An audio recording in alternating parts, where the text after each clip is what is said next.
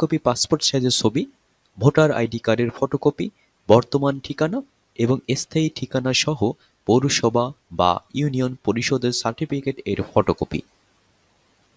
আবেদনকারীর পাসপোর্ট, ভিসার কপি ও manpower smart কার্ডের ফটোকপি এবং লেবার কন্ট্রাক্ট পেপার যদি থাকে বাধ্যতামূলক নয়।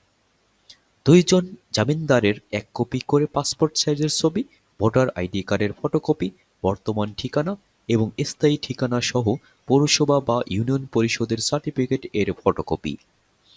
জামিনদারের যেকোনো একজনের স্বাক্ষরিত ব্যাংকের ৩টি চেকের পাতা।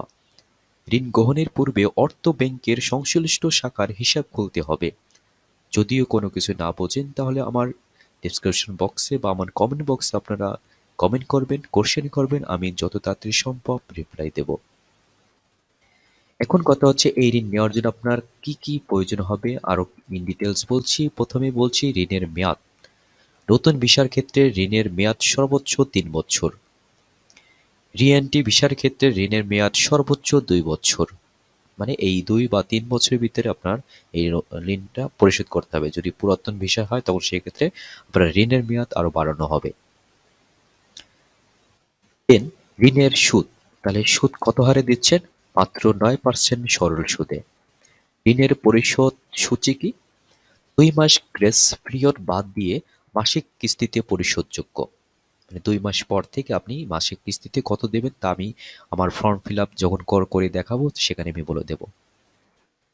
সেবা প্রদানের সময়সীমা। যথাযথ কাগজপত্র সহ আবেদন প্রাপ্তি ৩ থেকে ৭ কর্মদিবস। আপনার কাগজপত্র সমস্ত ডকুমেন্ট যদি সবকিছু ইনফরমেশন সঠিক থাকে তাহলে আপনি ৩ থেকে ৭ কর্মদিবসের মধ্যেই এই লোনটি পাবেন। লোনে কোনো সার্ভিস চার্জ নেই। অন্যান্য ব্যাংকে বিভিন্ন সার্ভিস চার্জ রয়েছে কিন্তু এই ব্যাংকে নেই। এখানে আপনারা দেখতে পাচ্ছেন প্রবাসী কল্যাণ ব্যাংক এর থেকে একটা লোন ফর্ম দেওয়া হয়েছে যেটার নাম হচ্ছে অভিবাসন ঋণের জন্য আবেদন ফর্ম। মানে আপনার এই লোনটার আবেদনের ফর্মের মূল হেডিং হবে হচ্ছে কি অভিবাসন ঋণের জন্য আবেদন।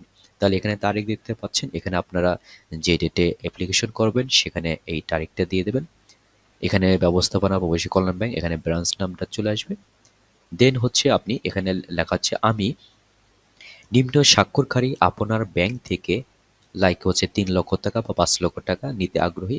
আমি অমুক তারিখে এত অমুক চাকরি নিয়ে যাচ্ছি, ঠিক আছে, কোন দেশে। আমার প্রথম জামিনদার ঋণের টাকা ধার্য মতো মাসিক ধরুন ৫,০০০ বা ১০,০০০, ২০,০০০ টাকা করে কিস্তিতে পরিশোধ করবেন। মানে আপনি যে জামিনদারের কথা ওখানে উল্লেখ করবেন ২ জন বা ১ জন, ঠিক আছে? সাধারণত ২ জন আপনার কম্পালসরি করতে হবে, সে নাম লিখবেন। তাহলে এখানে তো বুঝতে পারছেন আমি এত তারিখে এত চাকরি নিয়ে যাচ্ছি, ঠিক আছে? মানে অমুক একটা চাকরি আপনি নিয়ে যাচ্ছেন। তাহলে এটা ফিল আপ বুঝে বলছেন। তারপর মাসিক ধরেন এখানে ১০, ১৫ বা ৫,০০০। আমার যাবতীয় তথ্যাবলী নিম্নে উপস্থাপন করা হলো। কি কি? আপনার নাম লিখবেন বাংলায় এবং ইংলিশে। পিতার নাম সেম ভাবে বাংলায় ইংলিশে, মাতার নাম বাংলা ইংলিশে, জন্ম তারিখ, ঠিকানা, প্রেজেন্ট অ্যাড্রেস, স্থায়ী ঠিকানা সবকিছু দিয়ে দেবেন। নিম্ন জেলা, জাতীয়তা বাংলাদেশী, ধর্ম ইসলাম, শিক্ষাগত যোগ্যতা আপনার যেটা রয়েছে সেটা দিয়ে দেবেন। পাসপোর্ট নাম্বার দেবেন, ফোন নাম্বার, বাসা, অফিস, আপনার ভোটার আইডি কার্ডের নাম্বার দেবেন, বিআইডি রেজিস্ট্রেশন নাম্বার যদি থাকে সেটা দেবেন। এখানে আপনার স্বাক্ষর দেবেন যেটা আপনার এনআইডি কার্ড এবং ব্যাংকের ওই স্বাক্ষর অনুযায়ী হবে, ব্যাংকের অ্যাকাউন্ট বা এনআইডি কার্ড অনুযায়ী। এখানে দেখেন যে জামিনদার প্রয়োজন হবে সেটা হচ্ছে আমার জামিনদারি বিবরণী সহ অন্যান্য তথ্যাবলী ও কাগজপত্র দিয়ে আপনার সমীপে পেশ করিলাম। সেটা হচ্ছে নাম দেবেন, আপনি জামিনদারের একজন পিতার নাম হইতে পারে বা আপনার ওয়াইফ হইতে পারে বা আপনার হাজবেন্ড হইতে পারে অথবা আপনার ভাই হইতে পারে, বোন হইতে পারে, ঠিক আছে? এটা এভাবে দিয়ে দেবেন, সমস্ত ডিটেল আছে। তারপর আছে সেকেন্ড আরেকজন জামিনদার দেবেন তেমনিভাবে যে আপনার লোকটা প্রতি মাসে মাসে কিস্তি দেবে। কি কি লাগবে আপনার? ২ কপি সত্যায়িত ছবি, ভোটার আইডি কার্ডের সত্যায়িত সফট কপি, স্থায়ী বা বর্তমান ঠিকানা সহ মেয়র বা চেয়ারম্যানের দেওয়া সার্টিফিকেটের ফটোকপি, ঋণের জামিনদারের প্রত্যেকের ২ কপি সত্যায়িত ছবি, ভোটার আইডি কার্ডের সত্যায়িত কপি, স্থায়ী বা বর্তমান ঠিকানা সহ মেয়র বা চেয়ারম্যানের দেওয়া সার্টিফিকেটের সত্যায়িত কপি ও ব্যাংক অ্যাকাউন্ট নম্বর লাগবে। স্থায়ী ভাষায় স্থানীয় ভাষায় অনুবাদযোগ্য ভিসার কপি, মানে আপনার বাংলাতে এটা ভিসার যোগ্য মানে অনুবাদ করতে হবে যদি প্রয়োজন পড়ে। প্রয়োজন সাপেক্ষে। একক বিষয় হলো দূতাবাস বা কনসুলার অফিস কর্তৃক সত্যায়িত শিক্ষাগত যোগ্যতার সনদ, কপি সংযুক্ত শারীরিক যোগ্যতার সার্টিফিকেট, কপি সংযুক্ত শারীরিক যোগ্যতার সার্টিফিকেট বলতে আপনার হসপিটাল থেকে একটা আপনি ফিটনেস সবকিছু ঠিক আছে সেটার একটা সার্টিফিকেট দেয় হসপিটাল থেকে, সেটা আপনাকে দেবেন।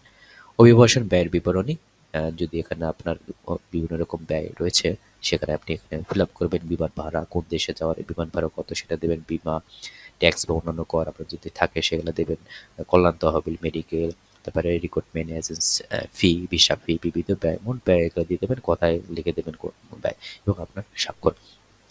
এই ২ টা পেজ বিশেষ করে আপনারা খুব সুন্দরভাবে ফিল আপ করবেন।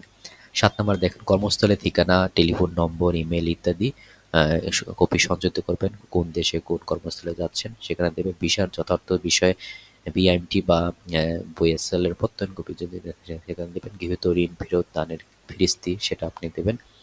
কর্ম অভিজ্ঞতার সাপেক্ষে সনদ কপি সংযুক্ত সেটা দেবেন।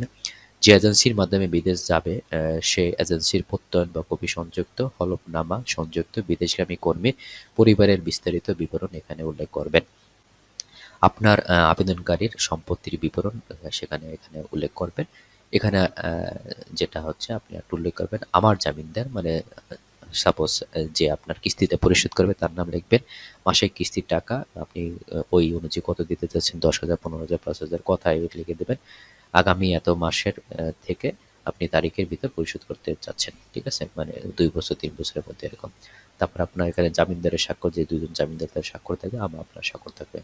তাহলে এই ৩ টা পেজ আপনার সুন্দরভাবে ফিল আপ করবেন। আরেকটা পেজ রয়েছে সেটা হচ্ছে ব্যাংকাররা, ব্যাংকের যারা রয়েছে তারা এই জিনিসটা বের করে। এই যে যেমন আমি আপনাকে সমস্ত কাগজপত্র যাচাই বাছাই করে তার অনুকূলে এত লক্ষ টাকা, মানে এই এত দেশে যাওয়ার জন্য টাকা এত, কথা এত আমি মঞ্জুর করছি এরকম। ঠিক আছে? এটা করবে উপস্থাপনা ও তদন্তকারী কর্মকর্তা, এটা হচ্ছে ব্যাংকের। ঠিক আছে? এটাও পার্টটা হচ্ছে ব্যাংকের, মানে পোর্টসোলিও ব্যাংকের এগুলা রয়েছে চেয়ারম্যান। ঠিক আছে? তো আপনার এখানে আর কোনো কাজ নেই। ফার্স্ট ৩ টা পেজ আপনি সুন্দরভাবে ফিল আপ করবেন, তাহলেই আপনার হয়ে যাবে।